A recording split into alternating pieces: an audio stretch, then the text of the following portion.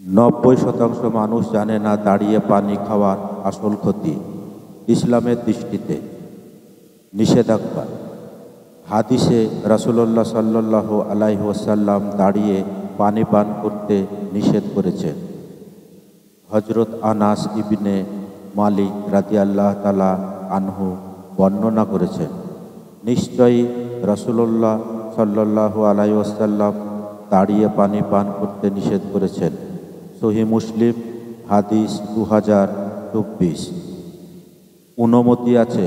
অন্যদিকে কিছু হাদিসে দেখা যায় তিনি রাসূলুল্লাহ সাল্লাল্লাহু আলাইহি ওয়াসাল্লাম দাঁড়িয়ে পানি পান করেছেন।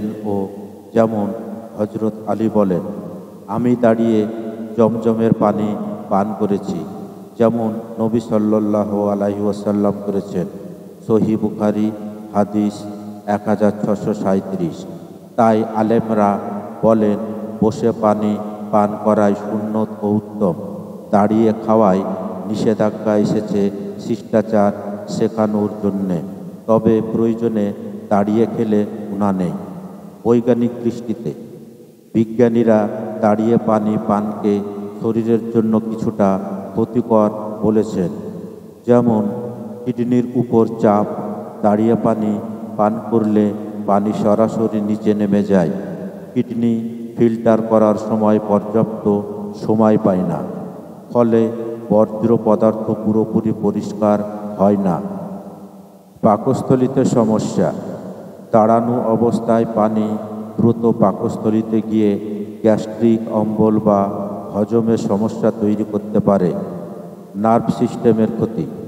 বসে পানি খেলে শরীর আরাম অবস্থায় থাকে, কিন্তু দাঁড়িয়ে খেলে শরীর টেনশনে থাকে। এতে স্নায়ুতন্ত্রে অর্থাৎ নার্ভাস সিস্টেম অপ্রয়োজনীয় চাপ পড়ে। জয়েন্টে ব্যথা। অনেক ডাক্তার বলেন, দাঁড়িয়ে পানি খাওয়ার কারণে হাড়ের গাঁট অর্থাৎ জয়েন্ট এ ক্ষতি হতে পারে। আর্থ্রাইটিসের ঝুঁকি বাড়ায়। উপসংহার। ইসলামে বসে পানি পান করাই সুন্নত ও স্বাস্থ্যকর। দাঁড়িয়ে খাওয়ার জায়েজ হলেও সেটা কম পছন্দনীয়। বিজ্ঞানী। দাঁড়িয়ে পানি খাওয়া শরীরের জন্য বিভিন্নভাবে ক্ষতিকর হতে পারে, তাই বসে ধীরে ধীরে পানি খাওয়াই উত্তম।